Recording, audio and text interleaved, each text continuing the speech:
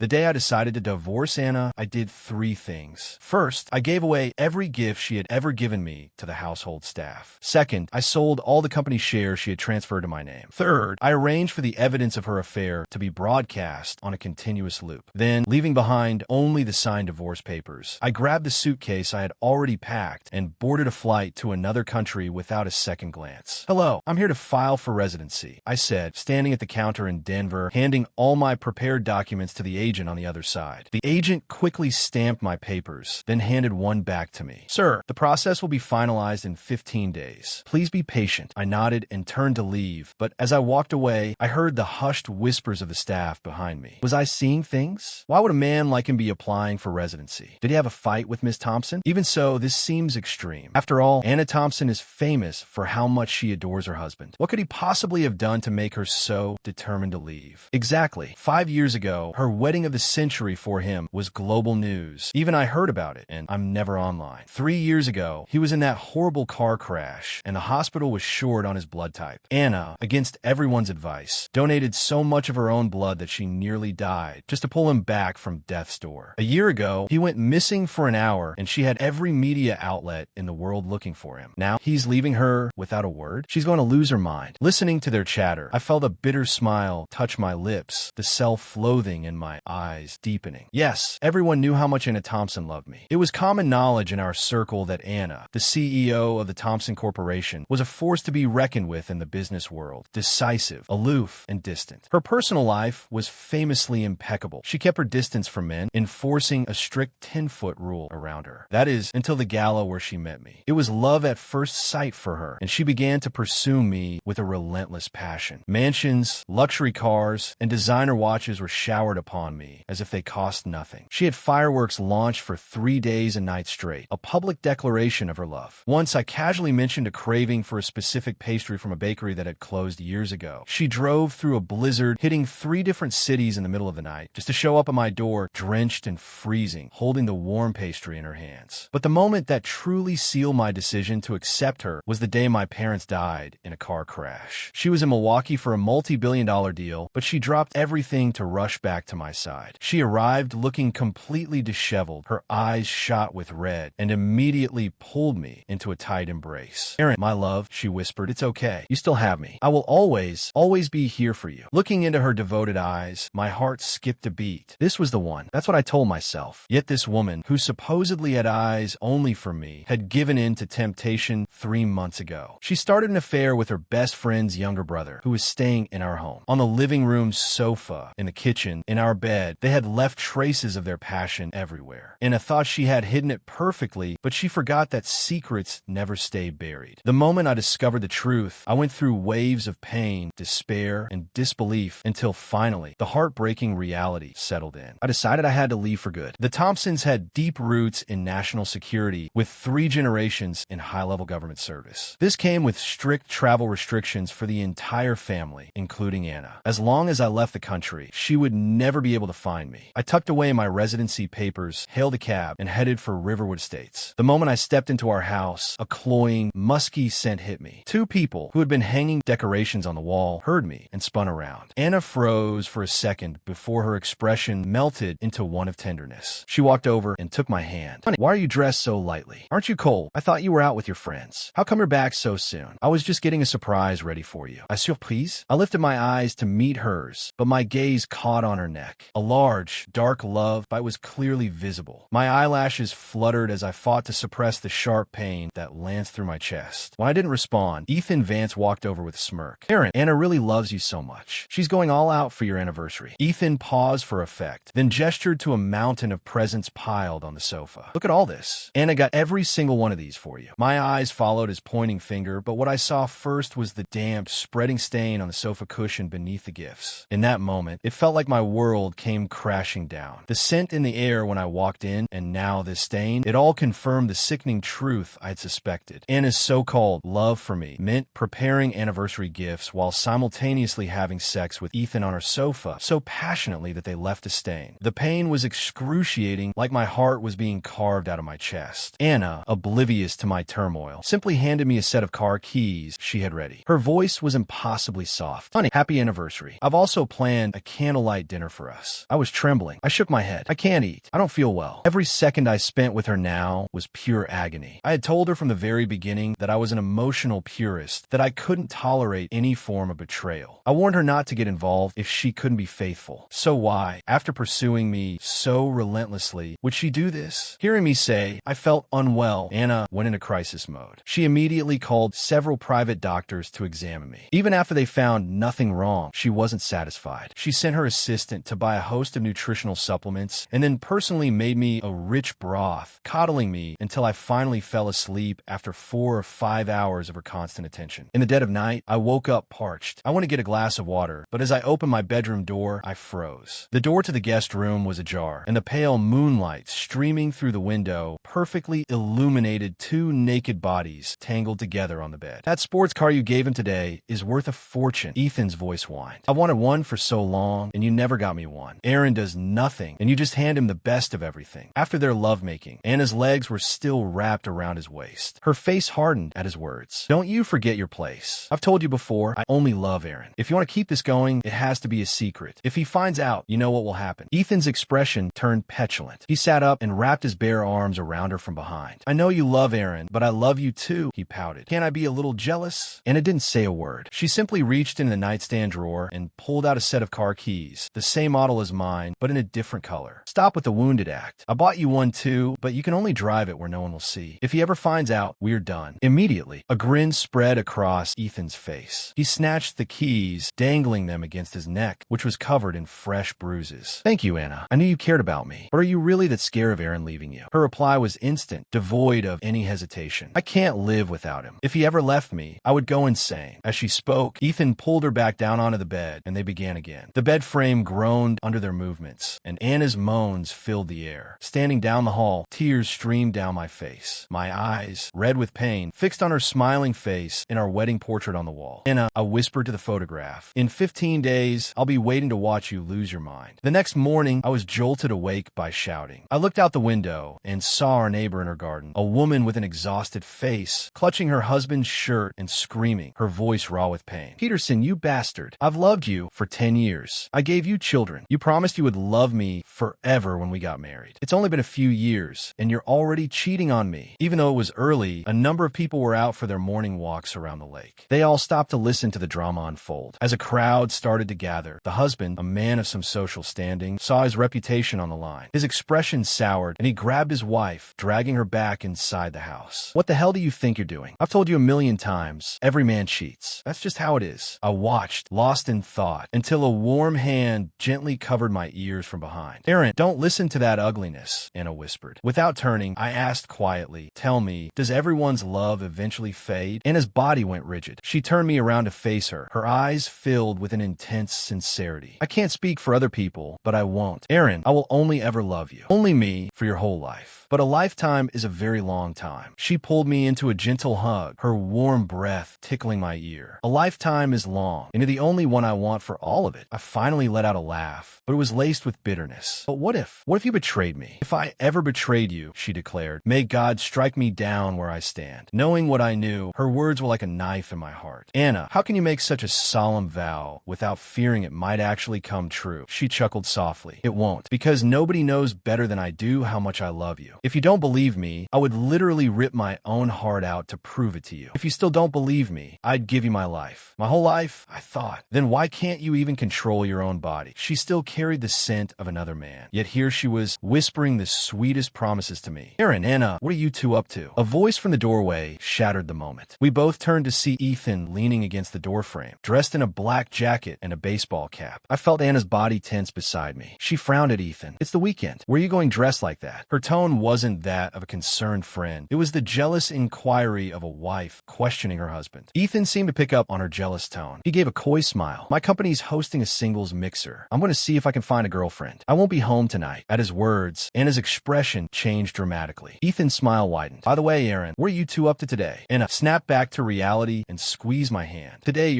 Aaron and I are going to visit my parents." Ethan just smiled. "Well, say hi for me," he said, then turned and walked away. Half an hour later, Anna was driving us to her parents' estate. The Thompsons were not fond of me. They felt I had turned their brilliant daughter into a lovesick fool who had nearly gotten herself killed for me. The fact that we were still childless after years of marriage didn't help. Every visit was met with their cold, disapproving stares. Anna knew how much it bothered me, so she tried to keep the visits to a minimum. This time, however, word came that her mother was ill, so we had no choice but to go. The moment we walked in, Mr. and Mrs. Thompson, who had been laughing, fell silent, their faces turning to stone. Seeing them give me the cold shoulder, Anna immediately lost her temper. "If you're gonna be like this, then Aaron and I will just stop coming here altogether." Her father slammed his hand on the table. "How dare you? You'd abandon your own parents for that man you married into our family." Anna tightened her grip on my hand, refusing to yield. "I've told you before, Aaron is the love of my life. When you hurt him, you're tearing my heart out. If this happens again, I'll just have to accept that I no longer have a family." No one had expected her to be so absolute. A dead silence fell over the room. But as I watched this woman defend me so fiercely, I felt nothing but emptiness. Seeing that their daughter was serious, Mrs. Thompson finally relented. "Fina, let's just eat." At the dinner table, the only sounds were the clinking of silverware and the occasional pointed sniff of disapproval from Anna's mother. My grip on my fork tightened. I knew what was coming. Sure enough, a moment later, Mrs. Thompson set down her utensils with a clatter. "We can overlook other things, but you must give us a grandchild. You can't expect the Thompson family line to end with you." Anna immediately put her fork down as well. "I've told you both before, Aaron and I are happy just being the two of us right now. We aren't planning on having children. If you keep pressuring him, we will stop visiting." Hearing this, her parents lost what little appetite they had. Just as another argument was about to erupt, I spoke up. "In 2 weeks. Mom, Dad, you'll have your grandchild in 2 weeks." Everyone stared at me, stunned. "Aaron," Anna whispered, grabbing my hand, "we agreed we wouldn't. You don't have to do this for my sake." I looked at her self-righteous expression and gave a slight, bitter smile. "I said they would have a grandchild. I never said it would be mine. In 2 weeks, I'd be out of the country." Since she was so fond of Ethan, sleeping with him constantly, it was only natural that she would end up having his child. So I just smiled and said, "It's what our elders want. We should make them happy." Anna looked at my sudden compliance, a flicker of unease in her eyes. My change of heart was too abrupt, too strange. Her parents' faces, however, broke into smiles. Now, that's more like it. Anna still felt something was off and was about to question me further when her phone buzzed. She glanced down and her expression shifted. Sitting next to her, I easily saw the iMessage preview. It was from Ethan. The message read, "Asterisk, some older woman at this party is hitting on me and wants my number. Should I give it to her?" Asterisk, I counted silently in my head. 1, 2, 3. On the third second, Anna stood up. "I'm so sorry, Aaron. Something urgent just came up at the office. Take your time eating. I'll come back to get you as soon as I'm finished." Without waiting for my reply, she rushed out, not even grabbing her coat. The moment Anna was gone, her parents dropped all pretense. They began to berate me relentlessly. "You come from nothing with both your parents gone. If Anna hadn't been so foolishly in love, do you really think you'd be a son-in-law of the Thompson family? Letting you through our door was the worst luck imaginable. And don't you dare go crying to Anna about this later. Our daughter is a busy woman. Don't bother her with your petty feelings." The verbal assault continued for 5 solid hours, from morning until late afternoon. It wasn't until evening that Anna finally returned to pick me up. As we drove home in silence, I suddenly asked, "Did you get everything at the office sorted out?" She paused for a beat, then answered warmly, "Yes, all taken care of." As she spoke, her index finger tapped rhythmically on the steering wheel, a little habit she had whenever she was pleased. Perhaps sensing my prolonged silence, she belatedly added, "My parents didn't give you a hard time after I left, did they?" I was about to answer when my eyes caught something on the floor of the passenger side, a pair of torn, polka-dotted stockings. I knew she had gone to meet Ethan, but I never thought they would have done it in her car. In our 5 years of marriage, our lovemaking had always been fairly conservative. Worried she might find me boring, I had once shyly asked if she wanted to try new things. She had just laughed, pulled me into her arms, and kissed me deeply. "Honey, you're the only one I'm attracted to," she'd said. "You could be wearing rags, and my heart would still race for you. The person who truly loves you is moved by who you are. But the woman who claimed to be so pure for me was secretly so wild with another man." My eyes welled up. "What do you think?" I asked, my voice thick. Anna, completely unaware that I knew about her and Ethan, assumed I was upset about her parents. She slammed on the brakes, pulled me into a hug, and cooed, "I'm so sorry, Aaron. It's all my fault. I never should have left you alone with them. I promise, I will never let you be treated like that again." Being held by her felt suffocating. I fought back tears and pushed her away. "Just drive. We don't have a future anyway." When we got home, Anna went to park the car. I walked inside to find Ethan already in his pajamas, sitting on the sofa with a bowl of snacks, watching TV. I stopped short and asked pointedly, "I thought you had a mixer tonight and weren't coming back." Ethan smirked, affecting a bashful tone. "Oh, Aaron, I forgot to tell you. I actually had a fight with my girlfriend, so I only went to the mixer to make her jealous. She acted like she didn't care when I told her, but the second I got there, she showed showed up and dragged me out. As he spoke, he casually pulled down the collar of his shirt, revealing a cluster of fresh love bites, and shot me a defiant look. I honestly didn't expect her to get so jealous. We went at it 3 times right there in the car. Listening to him, my fingernails dug into my palms so hard that pain shot up my arms. I took a deep breath. When did you get a girlfriend? I don't remember you ever mentioning one. Ethan looked up and smiled nonchalantly. Oh, about 3 months ago. 3 months. That was exactly when Ethan had moved in with us. He had just started a new job in Chicago, and Anna's best friend had asked her to look after her little brother. So they've been sleeping together since the very first day he arrived. My breathing grew ragged. I was about to say more when a pair of arms wrapped around my waist from behind. It was Anna. Her voice was soft. Aaron, you must be exhausted. Let me go run a bath for you. You should wash up and get to bed early, okay? She gently pushed me toward the bathroom. I was about to undress and wash away the day's filth when I realized I'd forgotten to grab clean clothes. I opened the bathroom door again, and a sickening sight met my eyes. Across the room, Ethan was roughly tearing Anna's nightgown off, pinning her down on the sofa. His hands roamed her body as his kisses trailed down from her collarbone. Anna's hands were on his shoulders, her head tilted back as she panted. Ethan, be gentle. Aaron's still in the shower. I couldn't get enough in the car earlier, he growled. Ethan only grew rougher, and her pants turned into whimpers. Promise you won't see other women behind my back, she pleaded. A smirk played on Ethan's lips. Then, as if just noticing me, he looked directly past her and met my eyes, a defiant glint in his. All right, he said, his gaze locked on mine. I won't. I'm all yours. Isn't that enough? I couldn't bear to watch another second. I snatched my clothes and slammed the bathroom door shut. I sank into the hot water, but the image of them was burned into my mind. 5 years ago, on our honeymoon, I had glanced for a second too long at a woman in a bikini on the beach. Anna's face had clouded over instantly. She dragged me back to our suite and made passionate love to me for 7 straight days, as if to claim me. Afterwards, she had collapsed into my arms, her eyes red and vulnerable. Aaron, she'd whispered, I have everything they have. Please don't look at anyone else. Please don't ever want anyone else. It took a long time for me to soothe her jealousy. From that day on, I never let my eyes linger on another woman. And now, here she was just as possessive and wild, but for Ethan. I broke the surface of the water, gasping for air. When I finally emerged from the bathroom, only Anna was in the room. On the nightstand, next to a plate of sliced fruit, sat a steaming glass of milk. Seeing me, she quickly offered it to me with a placating smile. It's getting chilly. Drink this warm milk so you don't catch a cold. I held the warm glass, but felt a chill deep in my bones. I couldn't comprehend how she could be such a convincing actress, how she could climb out of another man's arms and, moments later, play the part of the devoted, loving wife so perfectly. The question haunted me, and I barely slept a wink. Just as I was finally drifting off, Anna, who had been sound asleep next to me, suddenly cried out, Aaron. She woke with a start, her hands searching frantically in the dark until they found me. She immediately pressed herself against me, seeking comfort. Aaron, don't leave me, she mumbled into my chest. My body went rigid. What's wrong? Her eyes were wide with fear. I had a terrible nightmare. I dreamed you left me. Thank God it was only a dream. Thank God you're still here. I looked down, the words on the tip of my tongue. Soon, I won't be. Perhaps the nightmare unsettled her, because the next day, Anna insisted I go to the office with her. I refused, but she pleaded relentlessly. Not wanting to waste any more time arguing, I finally agreed to go. The moment we stepped into her office, I saw that her desk was covered in framed photographs of me. As I stared at them, she came up behind me and wrapped her arms around my waist, leaning against my back. I get a lot of unwanted attention from men at work, she murmured. Putting these pictures out helps. Don't worry, honey. I'm always on my best behavior. I looked down at her, but said nothing. Just then, her assistant knocked to let her know a meeting was starting. Anna gave me one last, reluctant squeeze before letting go. She told me to feel free to wander around the building while she was busy. I had no interest in exploring, but I didn't want to stay in her office either, so I just walked aimlessly through the different floors. Around noon, my phone rang. It was the residency office. Mr. Collins, a voice said, we just need you to come in and provide one more signature to finalize your paperwork. I was about to reply when a familiar voice cut through the air behind me. What residency? I whipped around to see Anna standing there, her face a mask of shock and confusion. The second I ended the call, she rushed forward and grabbed my arm. Aaron, who was that? Who's getting residency? My expression remained neutral. It's an old college friend. He's moving abroad and wanted to meet up one last time before he goes. My delivery must have been convincing, because the thought that I might be lying didn't seem to cross her mind. Still, she pulled me into a tight hug, her voice trembling. Oh God, I thought they were talking about you. You scared me half to death. I forced a small smile. It's just residency. Why such a dramatic reaction? reaction. Her heart was hammering against her ribs. Aaron, you know my family situation, she explained, her voice strained. With our family's ties to national security, we have travel restrictions. We can't leave the country. She paused, still looking deeply unsettled, and added, if I ever do anything to upset you, you can yell at me, you can hate me, you can do anything you want to me, but please promise me you'll never leave the country. Because if you did, I would never be able to find you. That would be worse than death. Held in her tight embrace, I simply smiled. I understand. Perhaps she sensed something was still off, because for the next few days, Anna didn't let me out of her sight. When a friend opened a new private club and invited our whole circle, she insisted I come along. Since she was watching me like a hawk, I hadn't found a chance to slip away to the residency office, so I figured I might as well go with her. The moment we entered the private suite, a group of her friends swarmed us. Aaron, so glad you could make it. We know you prefer things quiet. So we had them switch to piano music and booked the whole floor just for us. That's right, another chimed in, and we got all your favorite desserts on Anna's orders, of course. Come, sit over here, we've got a fruit platter all ready for you. Anna watched them fuss over me and raised an eyebrow. When did you all get so good at sucking up? One of her friends laughed. Everyone knows you're the center of Anna's universe, Aaron. If we don't keep you happy, she'll never hang out with us again. Another added, seriously, Anna completely forgot about us the moment she got married. All we can do is join her in spoiling you rotten. The room filled with laughter. Just as the mood was at its peak, a tall figure strode into the room. It was Ethan. The club manager hurried to intercept him. I'm sorry, sir, but this floor is reserved for a private party tonight. We're not seating other guests. Ethan simply pushed him aside and walked in. Aaron, Anna, so you're the ones who booked the place. What a coincidence. Mind if I join? Before anyone could answer, he slid into the seat next to me. Then, under the cover of the dim lighting, he took Anna's hand and guided it under his shirt, pressing it against his skin. I flinched, glancing over at Anna. I saw her expression harden the moment Ethan appeared, as if she was about to tell him to leave. But the second he placed her hand on his stomach, her eyes fluttered shut, and I could see her long fingers begin to move subtly. It felt like all the air had been sucked out of my lungs. I struggled to control myself, to pretend I hadn't seen a thing. Halfway through the party, I excused myself to the restroom. I splashed cold water on my face again and again, trying to snap out of the daze. Suddenly, a taunting voice sounded beside me. Aaron, I'm not trying to tell you what to do, but you're a young guy. You should try dressing a little more adventurously. Don't always be so conservative. I looked up into the mirror and saw Ethan looking back at me, a hint of contempt in his eyes. Look at me, he said, pulling open his jacket to reveal a sheer mesh shirt underneath. They say men are visual creatures, right? Well, so are women. Want to make a bet? I'm going to tell Anna what I'm wearing. Let's see if she stays by your side, or if she makes an excuse to sneak away and tear my clothes off in a back room. I was trembling, but said nothing. I just shook the water from my hands and walked back to our suite. A few minutes later, Ethan returned. As he passed Anna, he discreetly tapped her phone. Anna glanced at her screen, and I saw her expression darken. She then casually slipped the phone into her pocket and stood up abruptly. Aaron, I have to step out to make a quick call. I'll be right back. Without waiting for me to reply, she hurried away. Moments later, Ethan also made an excuse and left. Watching them both disappear, I fought to keep my breathing even, but the pain in my chest was like a blade, twisting deeper with every beat of my heart. The agony was so intense that all I could think about was dragging Anna down into this hell with me, to make her hurt even more than I did. The hours passed, and night fell. Anna, who had promised to be right back, never returned. An awkward silence settled over her friends. They exchanged uneasy glances until finally, one of the women stood up and suggested they take me home, offering a weak excuse that Anna must have been held up by urgent business. The irony was suffocating. What business could possibly be keeping her other than Ethan? I didn't say a word, just quietly walked out of the suite. Her friends, all smiles and apologies, saw me to the car. Just as I got in, I realized I'd left my jacket behind. I started to get out to retrieve it when I heard voices from the suite. Thank God he's finally gone, one of the women said with a sigh of relief. Any longer, and I would have cracked for sure. I have no idea how Anna keeps up the act so perfectly in front of him. I froze, my feet glued to the floor. The conversation continued. Are Anna and Ethan still at it? It's been what, almost 5 hours now. Don't rush them. You know how sensual Anna is, and Ethan is so needy. They could go all night. Still, it's pretty bold of them, getting on in the suite right next door. I swear I heard moaning at one point. Good thing I had the sense to ask the staff to turn up the music so Aaron wouldn't hear. You have no idea how stressed I was. What's there to be stressed about? You'll get used to it after covering for them a few more times. It's good that Anna finally found another guy she's into. Now she won't be so obsessed with just Aaron all the time. We should be helping her. Let her have her fun, I say.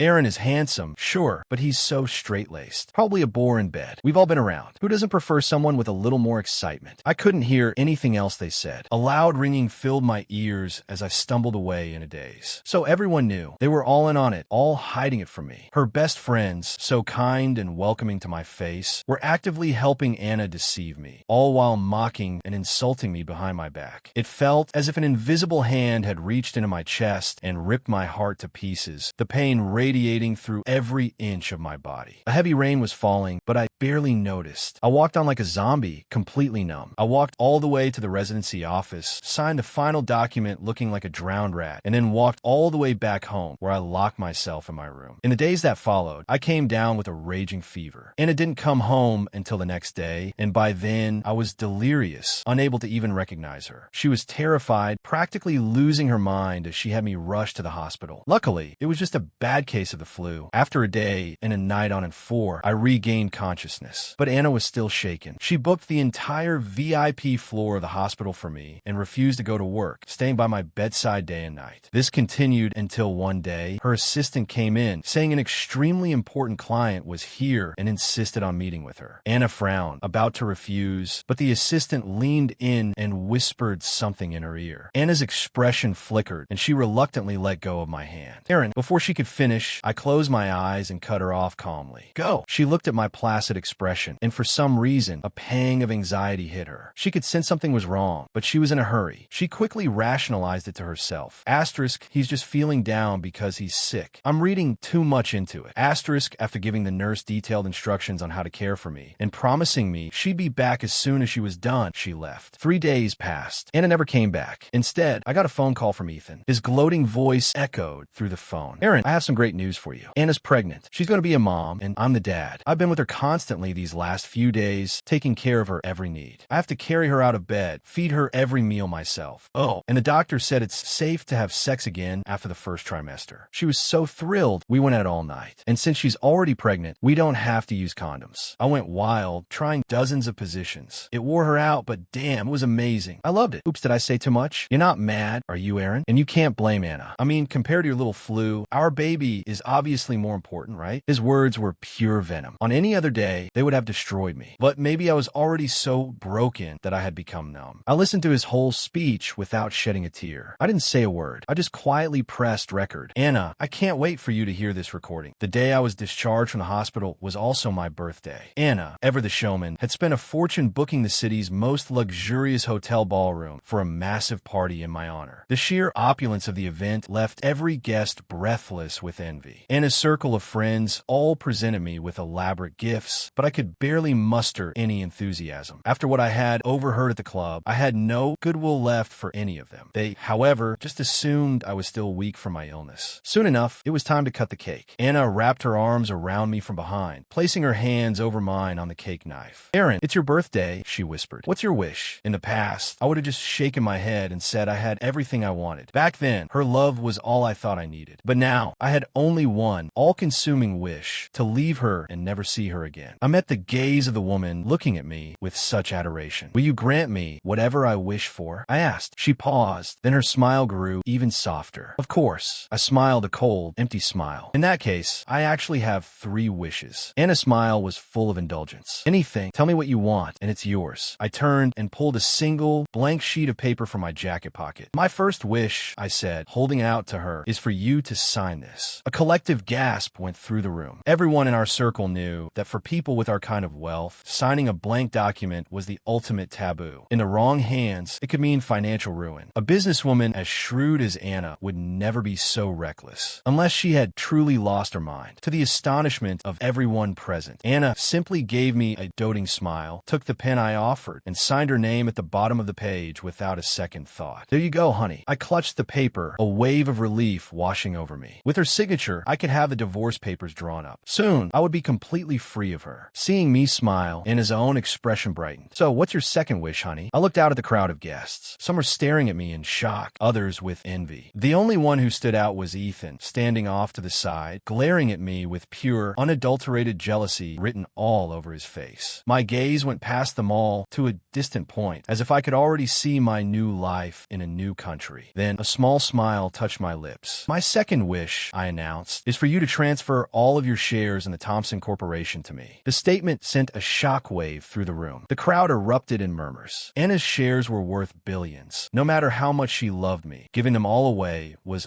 unthinkable. Yet, Anna immediately got on the phone with her lawyers and instructed them to transfer every single one of her shares into my name, leaving nothing for herself. I watched the digitally signed transfer confirmation appear on my phone, feeling a surge of triumph. Once I sold these, I'd have more than enough money to live comfortably for the rest of my life, and 10 more after that. Anna wrapped me in a hug from behind. Well, honey, I have nothing to my name now. I guess I'm officially working for you. You can't get rid of me now. I forced a smile, about to reply, when someone in the crowd shouted, "Oh my God, someone collapsed." Anna looked over and saw that it was Ethan who had fainted on the floor. Her face paled, and she started to rush toward him, but then she stopped, her reason catching up. She turned back to me. "Aaron, I have to get him to the hospital. You stay and enjoy the party. Just text me your last wish, okay?" "What?" she asked, distracted. I just shook my head. "Nothing. Go." As I watched her hurry away with Ethan, a small, private smile touched my lips. Asterisk Anna, I don't need your help with my third wish. My third wish is to be free of you forever. And in 3 days, I will be. Asterisk that evening, I had just gotten home when Anna called from the hospital. "Aaron, I'm so sorry. Ethan isn't doing well. He needs to be hospitalized for a few days. His sister asked me to look after him, and I can't go back on my word. I'll have to stay here at the hospital with him, so I won't be able to come home." My voice was perfectly calm. "It's fine. You take good care of him. In fact, Anna, you can spend the rest of your life taking care of him." With 3 days left until my departure, Ethan sent me a video. The setting was the same hotel ballroom. Ethan was wearing a stylish suit and a birthday hat, standing amidst a mountain of gifts. Anna was hugging him from behind, her body pressed against his. "Happy birthday, my little prince," her voice cooed. "What do you wish for?" Ethan lifted his chin, his tone demanding. "I want the same deal you gave Aaron. You have to grant any wish I make." Anna stroked his cheek lovingly. "All right, anything for my little prince." I didn't reply. I just saved the video and left the house. I took the blank paper Anna had signed to my lawyer's office. "Mr. Collins," my lawyer said, "the divorce agreement is ready. All you need to do is add your signature, and the marriage will be legally terminated." I nodded and signed my name without a moment's hesitation. From this point forward, Anna and I were complete strangers. With 2 days to go, Ethan sent me another video. In this one, Ethan was pressing his ear gently against Anna's flat stomach. Anna smiled. "It's only been a few weeks. What could you possibly hear?" Ethan looked up, his expression serious. "I heard it. The baby called me daddy." Anna's laughter grew louder. She playfully pulled down the strap of her nightgown. "The baby can't talk yet, but if you really want to hear someone call you that, I can say it for you, daddy." In the next instant, Ethan's throat tightened and he pushed her down onto the bed. The bed began to shake violently. "Ethan, not that position. Don't lift me up like that." I heard her cry out. His voice was a low, rough growl. "Didn't you just call me daddy?" "Well, this is how daddy punishes his little girl." I still didn't reply. I called my broker and sold every last share Anna had transferred to me. Then I went to the bank, withdrew a large sum, and had it converted to foreign currency. On the day I was set to leave, I woke before dawn. I had 3 final tasks to complete. First, I gathered every gift Anna had ever given me, items worth a fortune, and gave them all away to the household staff. They were thrilled, but also confused. I just smiled brightly. I've recently had some very good news, and I wanted to share my happiness with all of you. Please, don't feel awkward about it. Just enjoy them. Also, you can all take the rest of the day off. No need to clean, cook, or do any gardening. You're free to go. Overjoyed by this unexpected windfall, the staff thanked me profusely and left, laden with their new treasures. Second, I compiled every taunting text, video, and recording Ethan had sent me. I had 1,000,000 copies of the text printed and arranged for drones to drop them like confetti all over Chicago. The videos, I had them broadcast on a loop on the massive digital billboards in the heart of downtown. The audio recording, I arranged for it to be blasted on a loop from a network of speakers set up in the main public plaza. Third, I finished packing my suitcase and placed the finalized divorce papers squarely in the center of the dining table. Just as I finished, my phone rang. It was Anna. Her voice was as gentle as ever. "Aaron, I'm almost finished up here. I'll be home to see you soon." I made a neutral sound of agreement. "Perfect timing. I have a surprise for you too." I could hear the excitement in her voice. "Oh really? What kind of surprise?" My voice was flat. "You'll see it when you get here. In fact, if you time your drive right, you might even catch a glimpse of it on your way." She hung up, full of cheerful anticipation. I picked up my suitcase and walked out the door. On the tree-lined street, I ran into a few neighbors. "Aaron, off on a trip?" they asked cheerfully. I nodded and smiled back. I was going on a trip, yes. One I would never be returning from. The sun was shining brightly. I put my suitcase in the trunk of the cab and got in, heading for the airport without a single look back. Meanwhile, in the hospital, Anna was speaking to Ethan with a chiding tone. "You're pregnant. You shouldn't be running around like this. What if something happens to the baby?" The man on the bed seemed not to hear, wrapping his arms around her waist and whining playfully. Okay, I get it. Stop nagging. I know you're just worried about me." After soothing Ethan, Anna's face hardened again. "I told you from the beginning, as long as you keep your mouth shut in front of him, we can keep this going. I'm carrying your child now, so stop with the insecurities. I'm going to take care of myself. Now, I'm heading home." With that, Anna pulled away and started for the door. A flicker of resentment crossed Ethan's face, and he grabbed her arm, his voice pleading. "Do you have to leave right now? The baby needs its father." As he spoke, his fingers traced a path down her chest, his eyes filled with desire. Anna paused, then turned and fell into his embrace, kissing him deeply. Soon, the sounds of a woman's soft cries and a man's low groans mingled, drifting faintly from under the door, causing a passing nurse to blush and hurry away. Late that night, Anna changed her clothes and finally left the hospital. As she drove closer to Riverwood Estates, her guilt intensified. She had called me that afternoon, promising she would be home to spend the evening with me. She could only imagine how hurt I must be by now, and I had mentioned a surprise for her. She gripped the steering wheel, frustrated, when her eyes fell on the passenger seat. There sat her apology gift, a new watch she'd had her assistant pick up, the very model I had idly mentioned wanting months ago. It was meant to make up for the birthday party and her general neglect. Anna stared at the gift box for a long time, only snapping out of it when the gates to our community opened. She sped toward our house, not even bothering to close the car door properly as she rushed to the front door, gift in hand. The moment she flipped on the living room lights, she froze. The house was completely empty. She was the only one there. The silence was so profound she could hear the ticking of the clock on the wall and the sudden, frantic pounding of her own heart. Anna stood frozen in the foyer for a long moment before she could force her legs to move toward the living room. Her eyes immediately fell on a bright red booklet lying on the table. Remembering my words about a surprise, she hurried toward it. When she read the words printed on the cover, the gift box slipped from her grasp and shattered on the floor, the crystal of the new watch cracking. Her vision swam. With a trembling hand, she reached for the booklet on the table. The moment her fingers touched the embossed seal of the divorce certificate, all the strength drained from her body. This powerful woman, a titan of the business world, couldn't find the courage to open it. "Mom," the voice of our head of staff, Mr. Gable, snapped her back to reality. She quickly shoved the certificate into her pocket. She looked up to see him and several other staff members standing there, their arms full. "Ma'am, when Mr. Collins left today, he gave us all these gifts. He said he was sharing some happy news, but they are far too valuable, and while he insisted we take them, we didn't feel right about it. We thought it best to bring them to you." Anna couldn't hear a word he was saying. Her eyes were fixed on the items they were holding. Every single one was a gift she had painstakingly chosen or had custom made for me. Her love had been so real. Why would I suddenly cast them all aside, giving them away to others? She felt the divorce certificate in her pocket, and it suddenly seemed to burn against her skin. Her hands started to shake, but her voice, when she spoke, was unervingly calm. "Mr. Gable, you said he went out. Do you have any idea where he went? She had to find me. She had to ask me why. They had been so happy together. Why would I suddenly divorce her, suddenly throw her away?" The staff members exchanged glances. "We're not sure, ma'am. He just seemed very happy when he left, so we didn't think to ask." Anna took a deep breath and motioned for them to place the gifts on a nearby table. They did so, and then quietly excused themselves. Anna stared at the mountain of discarded memories, her eyes dull and lifeless. It was then that she noticed a piece of paper tucked beneath the pile. She pulled it out, intending to toss it, but the writing on it stopped her. My handwriting was always neat and controlled, much like my personality. But on this page, the paper was torn in several places where the pen had dug in too hard. The sheet contained only a list, a detailed log of the locations, dates, and times of her trysts with Ethan. I had left no other message, but this single page said everything. After she read the last entry, her knuckles turned white as she crumpled the paper. At that exact moment, her phone began to vibrate violently. She answered, and her assistant's frantic voice poured out. "Ms. Thompson, someone has printed out details of your affair with Mr. Vance. They're using drones to drop leaflets all over Chicago. We've intercepted most of them, but not before thousands of people saw them. Shareholders are already calling, demanding to know what's happening." The paper in Anna's hand was now a tight, wrinkled ball. "Get our PR team and the lawyers on this now," she hissed. "Bury it. I don't want to see or hear another word about this anywhere." She hung up, then stared at the crumpled note in her hand. Finally, she shoved it into her pocket and stormed out the door. The engine of her black sports car roared to life, tearing through the quiet night like a predator. The car screeched to a halt in front of the hospital, and it didn't even bother to shut the door as she strode inside. A young nurse on the night shift saw her approaching and stood up to greet her, but the words died in her throat when she saw the thunderous expression on Anna's face. The nurse watched as Anna marched directly into one of the patient rooms and slammed the door behind her. The loud bang made the nurse jump and startled the room's occupant awake. Ethan Vance sat up, rubbing his eyes, ready to yell at whichever nurse had disturbed his sleep. But when he saw the woman standing by his bed, his anger instantly instantly morphed into delight. Anna, you came back. He had been disappointed when she'd left earlier, assuming she was going back to Aaron. The thought of her spending the next few days with me had filled him with a bitter jealousy. What did I have that he didn't? I was plain, and I couldn't even give her children. The more he stewed on it, the more upset he became, and he had only just managed to fall asleep. And now, here she was back for him. It proved she really did care for him. Smug with this realization, Ethan reached out for an embrace. But instead of pulling him close, Anna's hands closed around his throat. Her normally icy eyes were blazing with fury. I told you, she snarled, I only love him. I told you this had to be a secret. I told you if he ever found out, we were finished. So where did you get the nerve to go and flaunt it in his face? Her voice dropped to a deadly whisper, her grip tightening. Ethan's face went pale. He clawed at her hands, tears of fear and pain streaming down his face. No, I didn't. Anna, believe me, I never told him anything. Anna threw him back onto the bed and tossed the crumpled piece of paper at his face. You didn't tell him? Then how did he know all of this? Trembling, Ethan uncrumpled the note. As he read the list, every last drop of blood drained from his face. He scrambled off the bed and fell to his knees in front of her, sobbing and begging for forgiveness, trying to explain that he only did it because he loved her so much. Anna just stared down at him, her expression cold and remote. You love me? Well, I don't love you. If you hadn't taken advantage of me when I was drunk and climbed into my bed, none of this would have ever happened. Ethan's sobs stopped abruptly. He stared up at her, stunned. You don't love me? How can you not love me? He suddenly shrieked, a hysterical edge to his voice. He had devoted himself to her, was carrying her child, and she didn't love him? Seeing Ethan's crazed state, Anna was suddenly reminded of her neighbor screaming at her unfaithful husband. She bent down and grabbed his jaw, her grip so tight he thought it would break. Who the hell do you think you are to demand my love? If it weren't for Aaron's medical issues, do you think I would have let you live past that first morning? You would have been dead and buried the very next day. That night at the gala, her business partners had pressured her into having a few too many drinks. Since I hated the smell of alcohol, she had decided to sleep it off in a guest room before coming to our bed. But when she woke up, she found a naked Ethan lying next to her. She was furious and terrified. Furious that her best friend's brother would be so audacious. And terrified of how I would react if I found out. The pain, the heartbreak, the possibility that I would leave her. Her first instinct was to get rid of Ethan permanently. But he knelt and begged for his life. At the same time, her parents were calling, pressuring her again about having an heir. But I had a low sperm count and couldn't conceive. After hanging up, she sat in that room all night, chain smoking, and an idea formed. If I couldn't give her a child, Ethan could. Once the baby was born, she would make a generous deal with the Vance family to send Ethan abroad permanently, and she would raise the child as if it were mine. That was her plan, and she had put it into motion. Everything had been going perfectly, but now it was all ruined. The cold, calculating cruelty in her story completely broke Ethan. He slumped to the floor, defeated. All this time, he had believed she kept him around because she was physically attracted to him. He was a son of the Vance family, yes, but an illegitimate one. When he was finally brought into the family home, he discovered he had over a dozen other half-siblings, all illegitimate like him. His father was a notorious womanizer, and his own mother was only ever concerned with squeezing more money out of him. He learned early on that in families like theirs, love was the cheapest commodity. He had given up on the idea of romance and thought that keeping Anna's interest physically was enough. But then she started treating him better, choosing him over me again and again. He had started to fall for her, and his ambitions grew. He didn't just want to be the father of her child. He wanted to be her husband. He wanted all of her. And now, she was telling him with brutal honesty that the only reason she'd kept him around was as a sperm donor. A hard, ruthless look entered Anna's eyes, though her voice remained chillingly calm. I'm scheduling an abortion for tomorrow morning. Since Aaron is gone, this baby is of no use to me anymore. Ethan, who had been limp on the floor, shot his head up, shaking it frantically. No, please, Anna, you can't be so cruel. That's your child too. He began to sob uncontrollably, pleading with her. That baby was his only leverage, his only protection. He couldn't lose it. Anna didn't give him a second glance as she turned to leave. Ethan scrambled to his feet to follow her, but his legs, numb from kneeling for so long, gave out from under him. He collapsed to the floor, his body spasming in pain. Anna, don't go, he cried out, helpless on ground. Please, it's our baby. The pain was so intense his vision started to black out. He lay there, gasping for air, tears of regret streaming down his face. If only he hadn't been so greedy, so arrogant. If only he hadn't taunted me. None of this would have happened. But Anna just stood there, watching him with cold detachment until he finally passed out from the pain. Only then did she open the door and call for a nurse. Take him to surgery, she said flatly. Just make sure he lives. Without another glance at Ethan, she walked out and drove home, staring at a framed photo of the two of us. A dull ache started in Anna's chest. She held the picture for a long time before finally picking up her phone phone and starting to call my friends and family, asking if anyone knew where I had gone. She made 99 phone calls, and every single one gave her the same answer: no. She even humbled herself enough to call her biggest business rival, but all she got was mockery and another dead end. The private investigators she hired came back with the same result: nothing. It was as if I had vanished into thin air. She hung up the phone, defeated, and sat alone in the dark house all night. The next day, she went to the hospital and had the abortion. When she woke up, Ethan's mother was sitting by her bed. "Anna," Mrs. Vance said, her voice trembling, "I heard you had a little procedure today. I came to see how you were." Mrs. Vance set down the fruit basket she was carrying, then turned and slapped her son, who was standing beside her, hard across the face. Ethan stared at his mother in disbelief, his hand flying to his swelling cheek as tears welled in his eyes. It wasn't enough for her. She slapped him again. "How could you be a homewrecker?" she seethed, her body trembling with a rage born of deep sorrow. The news about Anna and Ethan had spread like wildfire through Chicago's elite circles the night before. Even Ethan's father had been forced to leave his mistress's bed and rush home to demand an explanation from his wife. While affairs were common in their world, there was an unspoken rule: you kept them discreet. You never, ever let them become public scandals. The older generation, in particular, had become less tolerant of such behavior. Mr. Vance himself had a strict rule for his children: no messy affairs, and certainly no public humiliation. Ethan had broken every rule, and he'd done it with Anna Thompson, of all people. Everyone knew how devoted Anna was to me. Mr. Vance didn't care about the reasons for the affair. He only cared about the consequences for his family. The Vance Corporation's stock would plummet. His eldest son's carefully arranged engagement would be in jeopardy. In a rage, and despite his wife's pleading, Mr. Vance officially disowned Ethan, removing him from the family trust and issuing a press release that very night stating the Vance family had cut all ties with him. Ethan's mother was devastated. Having been an outcast herself, it was the one fate she had never wanted for her son. From the day she had married into the family, she had meticulously planned her son's entire life, right down to the perfect, socially acceptable wife. Now, Ethan had destroyed it all. Swallowing her pain, she threw a credit card at him. "You're on your own now." And with that, ignoring his hysterical sobs, she turned and walked away without looking back. Meanwhile, back at the Thompson residence, Anna was slowly recovering from her procedure. She had just returned home from the hospital when my uncle, Mark, showed up at her door and punched her squarely in the face. "Is this how you treat my nephew?" he roared. The blow was so unexpected that Anna stumbled backward several steps. Still not satisfied, Uncle Mark hit her again. The staff gasped, but no one dared to step in. My uncle was a peaceful man who had never raised his hand to anyone in his life. But now he was so enraged by what Anna had done that his eyes were bloodshot and his voice shook. "When you married him, you made a promise. You promised you would never betray him. It's only been a few years, and you pull a stunt like this?" My Uncle Mark and Aunt Carol had retired to a small town and had only met Anna once at our wedding. But she had always been so thoughtful, calling them on holidays and sending lavish gifts, that they had come to believe I had married a wonderful woman. Now, to learn that this wonderful woman had not only cheated on me, but had gotten pregnant by another man, was more than my uncle could bear. He was about to strike her again when my aunt stopped him. "Mark, that's enough. Let's go. Finding Erin is what's important now. As for her, as far as I'm concerned, we never met her." Uncle Mark lowered his fist, watching coldly as Anna slumped to the floor. "From this day on, you don't exist to us. And as far as we're concerned, Erin was never married to you." Since learning I was gone, Anna had been in a fog. But my uncle's fists and his final, cutting words shocked her back to reality. She scrambled up, wanting to run after them, to beg them not to be so heartless. She couldn't lose me. But as she pushed herself up from the floor, her vision tunneled, and she collapsed, unconscious. 7 months in my new life in Denver, I got a call from an old friend from Chicago. By then, I was living comfortably, having invested the money from the sale of Anna's shares. I had bought a small building in a bustling part of the city. I kept the upper floors as my private residence, renting out the ground floor to a florist and the second floor to a boutique owner. My days were simple. I'd sit on my balcony, water my plants, drink coffee, and read. I took a sip of my coffee and grimaced. Even after all this time, I still hadn't acquired a taste for it. I set the cup down on the small iron table and answered the call. My friend, after some initial pleasantries, launched into an update on Anna and Ethan. Apparently, after I left and the scandal broke, Anna had turned on Ethan completely. She'd had the abortion and had also been on the receiving end of my uncle's fists. The Thompson family had spent a fortune trying to kill the story, but it was too late. The news had already swept through Chicago. The scandal was so huge that Anna's grandfather, the reclusive patriarch of the family, had ordered her removed from her position as CEO and demanded she return all her company shares. That's when they discovered she had already transferred them all to me, and that I, in turn, had sold them to their biggest biggest corporate rival. The Thompsons were forced to buy back the shares at a massively inflated price, a move that cost them billions and significantly damaged their standing in the city's social hierarchy. If her mother hadn't begged on her behalf, Anna would have been completely cast out. As it was, Mrs. Thompson, pitying her daughter, gave Anna a small portion of her own shares. Anna now spent her days at home, drinking and clutching a photograph of me, endlessly repeating my name. As for Ethan, after being publicly disowned by the Van Cess, he was also fired from his job at a prestigious fashion magazine. With no family and no career, his only option was to try and cling to Anna. But Anna wanted nothing to do with him, and the Thompsons certainly wouldn't let him near their property. Desperate, he threatened to jump from a hospital roof unless he was given a payoff. The Thompsons refused, but Anna eventually paid him to go away. He then used the meeting as an opportunity to drug her. This time, however, he wasn't so lucky. A clear-headed Anna had him arrested and sent to prison. Listening to the whole sordid tale, I felt nothing. Anna and Ethan were just two people from a life that no longer had anything to do with me. I made some small talk with my friend before hanging up, then stretched and went inside. The next day, I went with some new friends to see a play. The tragic love story on stage brought the rest of the audience to tears, but after my own marital tragedy, I couldn't feel a thing. The couple in the play had been torn apart by war and family feuds, but they found their way back to each other in their old age. And me? I had married the woman who claimed to love me at first sight. We had been inseparable for years, and in the end, she had betrayed me. The marriage I had poured my entire heart into had ended in ruins. I no longer believed in love. So, when a woman approached our table at the restaurant later and confessed her feelings for me, I remained as impassive as a stone statue. No matter how charmingly the beautiful blonde woman tried to persuade me, I turned her down flat. Still, she persisted, asking why I was rejecting her. I paused, then gave a small, empty smile. I'm not interested in dating, and I will never get married again. Defeated, the woman finally left, looking crestfallen. My friends, who had been watching in silence, finally spoke. "Aaron, that was cold," one of them said. "She was gorgeous." My new friends had grown up here and had a much more liberal view on dating. They believed in giving things a try if there was an attraction. My expression remained placid, but a wry smile touched my lips. "It's not about being cold. I just have no interest." They exchanged a look, but seeing that I was turning my attention to my steak and had no desire to discuss it further, they dropped the subject. Later that night, after a friend dropped me off at home, I slowly made my way upstairs to my apartment. By the time I had showered and changed, my housekeeper had already laid out a late-night snack for me. She gave a small bow as I entered the room and then discreetly left. I sat down, scrolling through my phone while sipping my coffee. The bitter liquid filled my mouth, and just as I was about to grimace, my phone buzzed. My expression changed as I listened to the person on the other end. It was the mayor of the small town where my aunt and uncle lived. He explained, with some difficulty, that ever since my Aunt Carol had learned the full story of what Anna had done, her health had taken a turn for the worse. My uncle was trying to care for her while still teaching at the local school, and the mayor gently suggested that if I had the time, I should come for a visit. After I hung up, my eyes burned with unshed tears. After my parents died, my aunt and uncle were the best family I had. They had called me regularly since I'd moved, always telling me to take care of myself, always cheerful, never mentioning a thing was wrong. If the mayor hadn't called, I have no idea how long they would have hidden it from me. At that thought, I lost my appetite. I immediately called my housekeeper to book the first flight back to Chicago the next morning, then started packing a suitcase. When I showed up unannounced on their doorstep, Uncle Mark and Aunt Carol were both shocked and overjoyed. They quickly ushered me inside and sat me down on the living room sofa. "Weren't you happy in Denver? What are you doing back here?" my uncle asked. I placed the gifts I'd brought on the coffee table. "I just wanted to come and see you both." My aunt sighed. "Oh, Aaron, you shouldn't have spent all that money on a flight just for us." Seeing the genuine concern on her face warmed my heart. I took her hand. "Aunt Carol, I heard you haven't been well. I'm taking you both to a hospital in Chicago tomorrow for a proper checkup." She immediately started protesting. "Oh no, I'm perfectly fine. Don't waste your money on that." But as she spoke, her eyes filled with tears, and she began apologizing to me, saying that if she had any idea what kind of person Anna really was, she never would have been so happy about our marriage. I no longer felt anger about any of it, and I certainly didn't blame them. The truth was, Ethan had shown his intentions from the very beginning. The first time he ever laid eyes on Anna, he had pulled me aside and said with a smirk, "I bet you I can make her mine." The competitive fire in his eyes was obvious, but I hadn't paid it any mind. Back then, I was so sure of Anna's love. I believed that even if the whole world was unfaithful, she never would be. Reality, however, had slapped me hard across the face. The only silver lining was that my true friends and family had all stood by me, and even the Van Cess had disowned their son. But the person most at fault was, and always would be, Anna. If she hadn't wanted to cheat, no amount of seduction from Ethan would have worked. But she had given in to his advances time and time again. I insisted on taking them for the checkup. As it turned out, my aunt's condition was more serious than she let on, and the doctor recommended she stay for a few days of observation. I immediately had her admitted to a private VIP room. To make things easier, I hired a private nurse to help and also rented a small apartment near the hospital so my uncle would have a comfortable place to rest. My aunt saw everything I was doing, and though she was grateful, she felt guilty about the expense. She tried to slip me some cash, but I just slipped it right back in her purse. After that, they stopped protesting. One evening, after checking in with the night nurse, I stepped into the hallway to call a restaurant and order dinner for us all. As I was on the phone, I heard a commotion down the hall and a nurse shouting, "Clear the way! Critically ill patient coming through. We need to get a surgery now." Everyone in the hallway pressed themselves against the walls to let them pass. I watched as a team of doctors and nurses rushed a gurney toward the elevators. And then I saw the patient's face. I froze. It was Anna. If I hadn't spent 5 years of my life with her, I wouldn't have recognized her. She was a shadow of her former self. Her face was gaunt and deathly pale, and the reek of alcohol coming off her was so strong that people around me were covering their noses. I dug my nails into my palm and started to walk away, but I overheard the whispers of the people nearby. Was that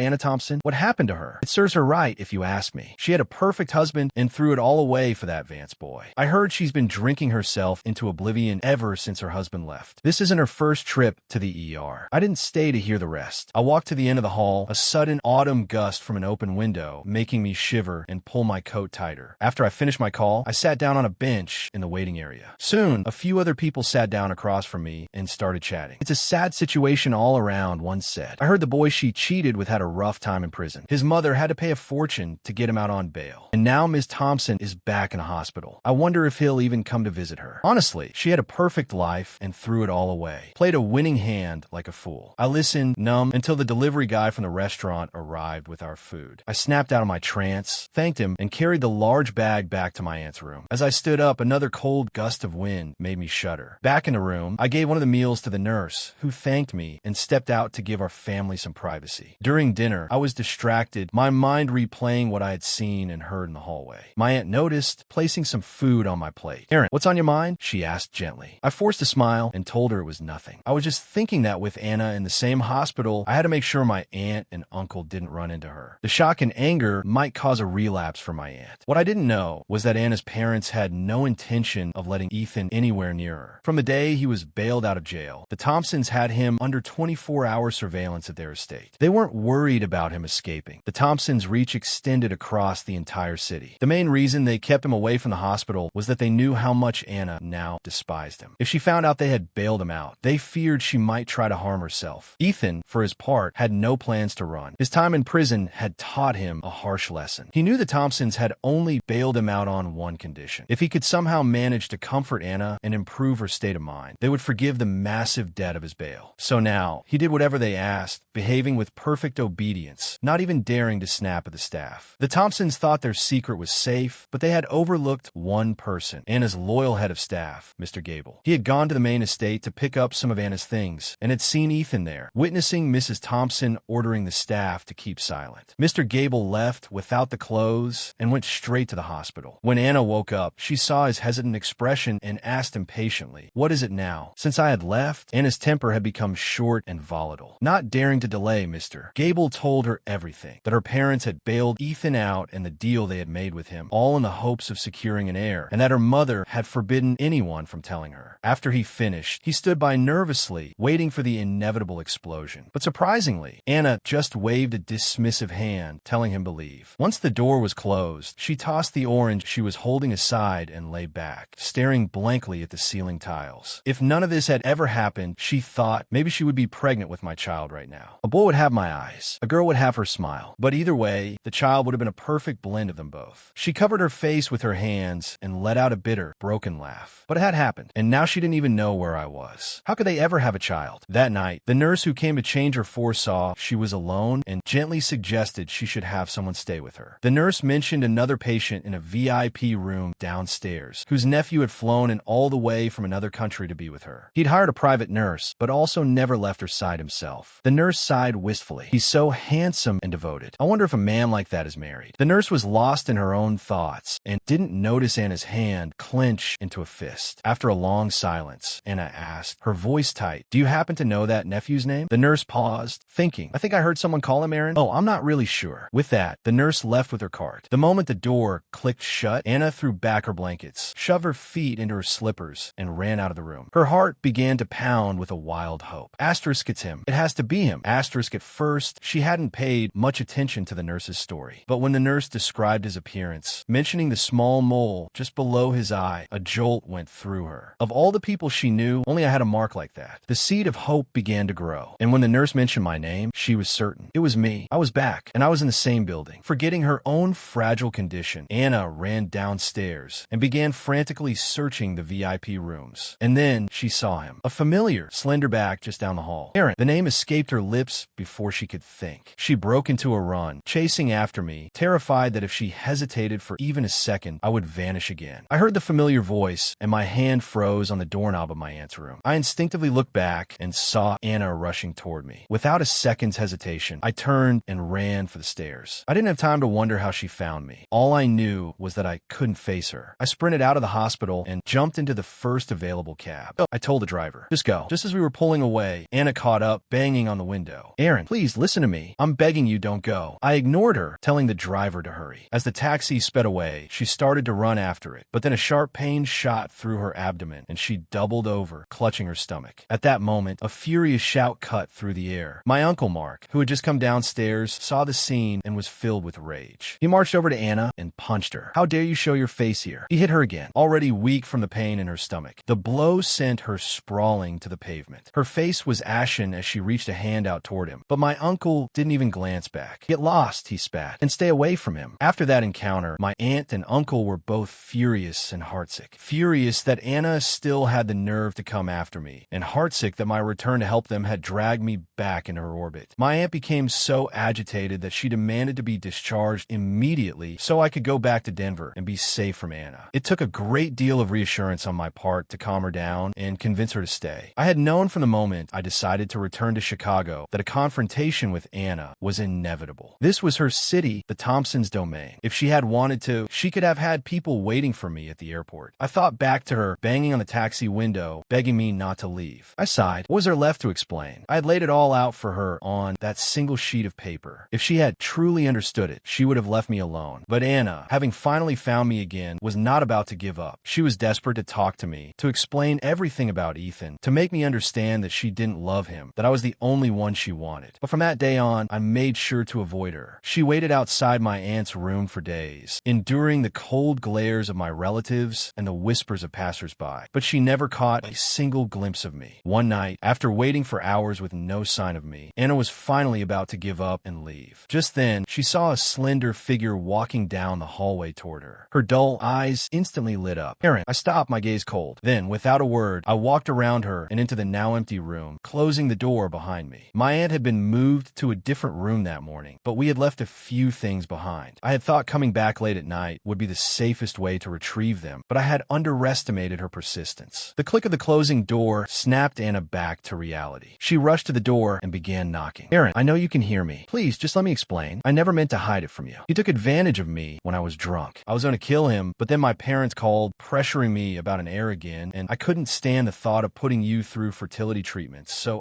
perhaps even she found the words too shameful to say aloud, but we both knew what she meant. I leaned against the other side of the door, a bitter, sarcastic smile on my face. She couldn't bear for me to go through medical treatments, but she had no problem shattering my heart. Emotional pain is 1,000 times worse than physical pain. The day I found out, the agony in my chest was so intense I could barely breathe. I had been in perfect health for years under her care, but that day, the grief and shock sent me into hyperventilation so severe it nearly killed me. And where was she while I was fighting for my life? In bed with Ethan. She had a dozen other ways to solve the heir problem, but she chose the most humiliating one possible. And even if she had just paid him off and sent him away after that first night, the fact remained she slept with him. Knowing her possessive nature, it was only a matter of time before she went back for more. The simplest solution would have been for her to come to our bed that night, drunk or not. The truth is, her behavior toward Ethan had started to change long before that night. It used to be that my name was the only one she ever mentioned. Then, slowly, Ethan's name started to creep into her conversations more and more often. Looking back, Ethan climbing into her bed wasn't a seduction. It was an invitation she was waiting for, an excuse to cheat. I closed my eyes eyes, the pain sharp and fresh. I let her continue to beg on the other side of the door, offering no response. Hours passed, and still she remained outside the door, her pleading voice a constant drone, as if she wouldn't leave until I gave her some kind of answer. Her incessant begging was not only grating on my nerves, but was also disturbing the other patients on the floor. The occupant of the neighboring room opened his door, ready to complain, but upon recognizing Anna, he simply sighed and shut his door again. Anna turned back to my door, about to resume her pleas, when it suddenly swung open. Aaron, the hopeful smile on her face froze when she saw the cold, hard look in my eyes. My voice, when I spoke, sounded different, rougher than she remembered. I made everything perfectly clear on that piece of paper. You claim you love me, that you only slept with Ethan for my sake. But what about all the times after that? Which one of those wasn't your idea? I saw it all, Anna. I heard it all. I dug my nails into my palm. Even after all this time, the memory of her with him was still a raw, disgusting wound. Something that's been tainted can't be made clean again. Stop making excuses. We were over the moment you decided to cheat. I looked away from her and started to leave, but she grabbed my arm in a panic. No, it's not like that. I'm not tainted. Aaron, if you think I'm dirty, I'll go take a shower right now. I'll wash myself clean. Just please